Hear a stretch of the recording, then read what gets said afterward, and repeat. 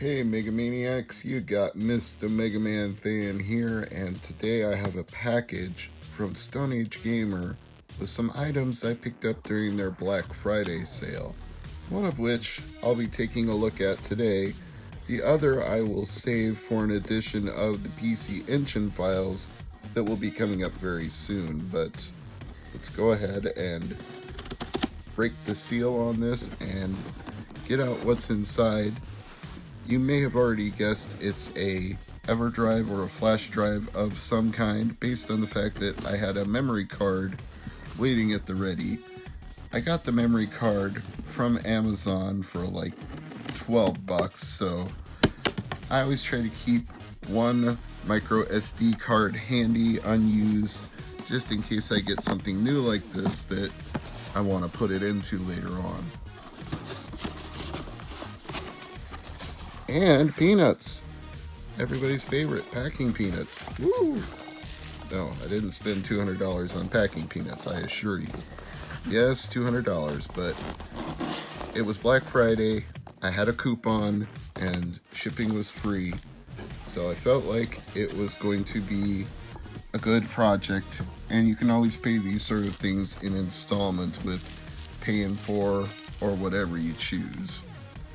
This is the Hyperkin Specialist TurboGrafx 16 controller, and this one's kind of important to me because TurboGrafx controllers are hard to come by and expensive when you do find them, unless you get somebody who just doesn't know what they have. So anybody that's producing these kind of controllers in 2021 and 22, they are my kind of individual. I appreciate that effort for a console that was of minimum appeal to many people. And a lot of these controllers, they are aging. They can only be repaired so many times. And you need stuff like this if you want to keep gaming on original hardware. So we will be taking a look at this in a future episode of the PC Engine Files as promised, but for now at least, we move on to this.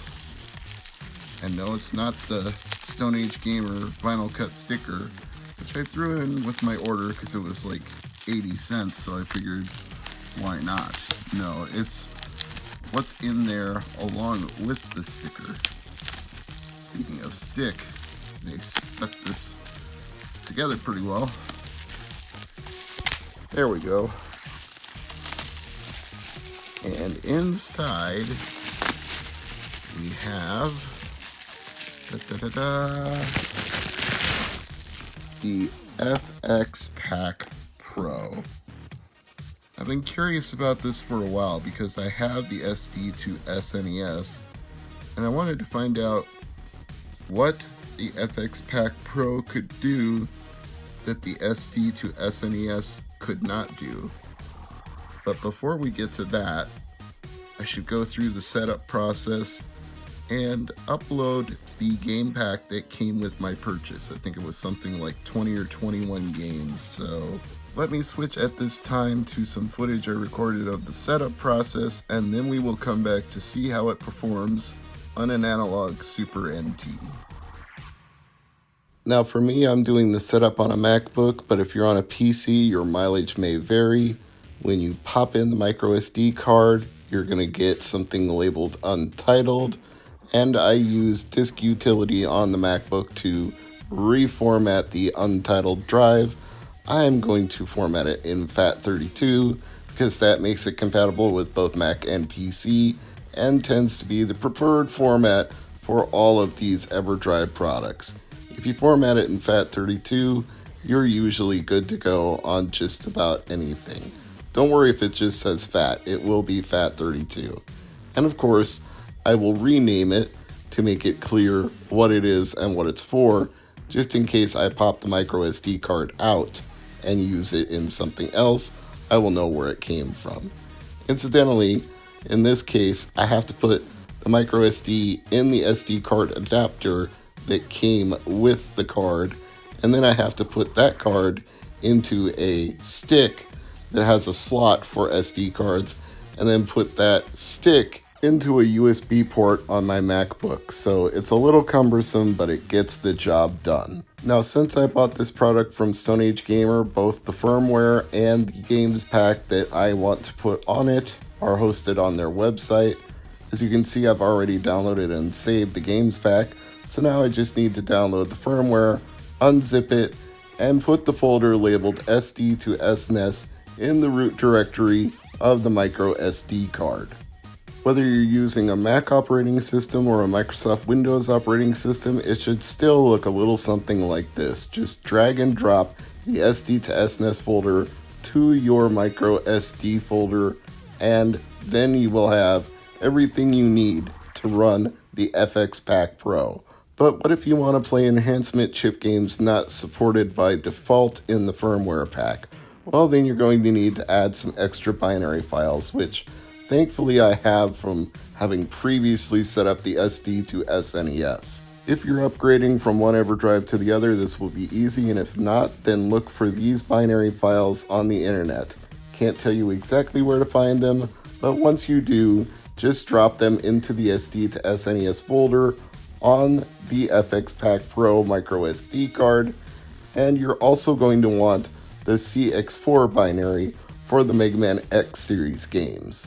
Once you've done that, you're ready. Just pop the micro SD card into your FX Pack Pro at the top.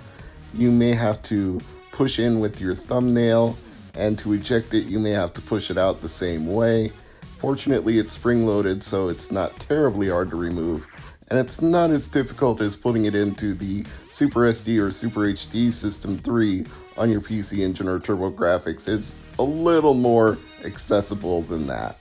Now, for the first time usage, I want to set up the real-time clock that comes on the FX Pack Pro, because this will also go on your save files. If you have multiple files, you can look at the date timestamp, and there may be certain games that take advantage of that as well. Not many, but a few. So as you can see, I've got a selection of games that will test out the functionality of those enhancement chips, starting with Mega Man X, and it certainly appears to be running, fully functioning the way it's supposed to be. If you try the Mega Man X or Rockman X series games through the jailbroken SD card slot of an analog Super NT, you get runtime errors, but if you dump the ROM and use it on an FX Pack Pro or the SD to SNES with the right firmware on it, then it will run as it's supposed to.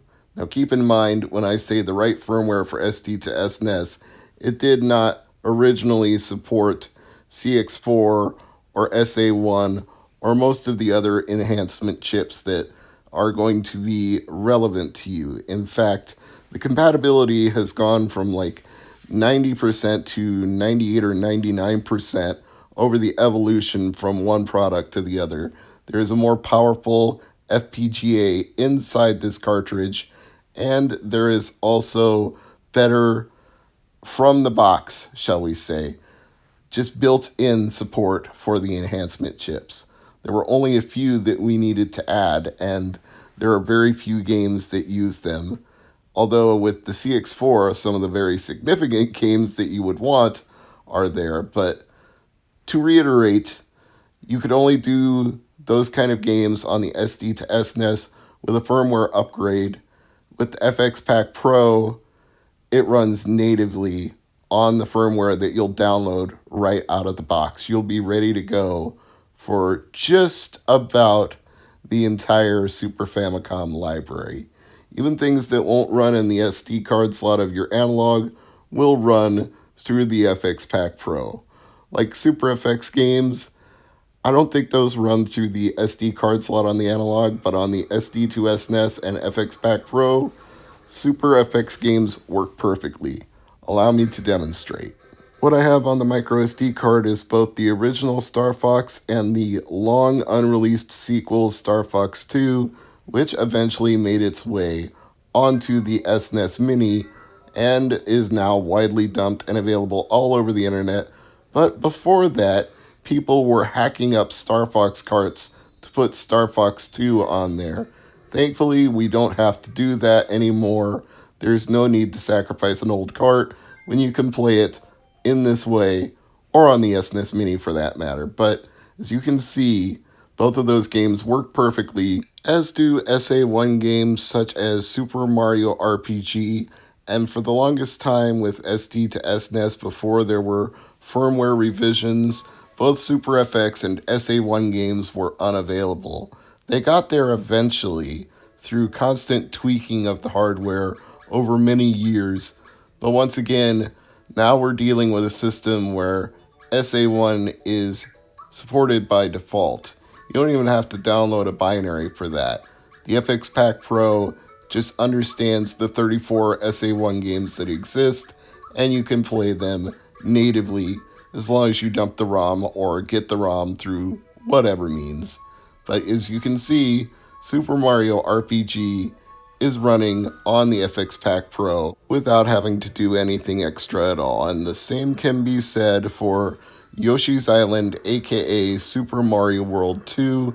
This uses a enhanced Super FX chip and is notoriously hard to emulate. Even the SNES Mini has some minor graphical errors trying to perfectly recreate Super Mario World 2, but if you have the FX Pack Pro and a Super Nintendo or the Analog Super NT, you will be running this game just like you were running it off a real cartridge with no glitches or graphical errors or anything out of place that would look different from the authentic cart itself. So I am very satisfied with the FX Pack Pro. Now, I will say as a caveat, if you already own the SD to SNES, you may not want to upgrade because you can still do 95% of what the FX Pack Pro can do with firmware upgrades, and maybe that extra 4% that you can do with the FX Pack Pro doesn't matter to you. It's okay if it doesn't. There's all kinds of products for all kinds of people. I can't justify spending the extra money for the FX Pack Pro if you're somebody who's satisfied with 95%, because with that 95%, you can still play CX4 games, SA1 games, and Super FX games. That wasn't the case when the SD to SNES first came out, but over the years, they've achieved some amazing things thanks to Crick's tirelessly working on the system and a lot of other people helping him and providing support for his products. But I think I'm going to have fun exploring what the FX Pack Pro can do that the SD to SNES couldn't do natively and couldn't do even with enhancements. I know you can do things like orchestral soundtracks for The Legend of Zelda, Link to the Past, and Mega Man X. You can get CD quality audio. You can also stream FMV from certain games or games that have had that added in. And there are even more things that are possible with FX Pack Pro thanks to the power of the FPGA inside. So it's really just a matter of time to see how many of those things get exploited by creative and clever people. We may find that over time, you can load cores on an FX Pack Pro and emulate other things on a Super Nintendo. Imagine playing NES games natively on a Super Nintendo, the backward compatibility that everybody dreamed of, and that's been attempted by things like the Mega Man 4 fan project, which converted it line by line, operation codes from the NES to the Super Nintendo. But imagine just doing that without having to convert it at all. Who knows what might be possible? I'm Mr. MegaManFan, and I like the FX Pack Pro. I just caution you that if you already have the SD to SNES, you may not want to spend the extra money to upgrade it. Maybe you will if you trade it in. You could get it at a lower price with a trade-in. Stone Age Gamer offers that feature. I'm sure other people do as well. But you may be satisfied with the SD to SNES. For me, I think this will be fun, but I understand if it's not for everyone.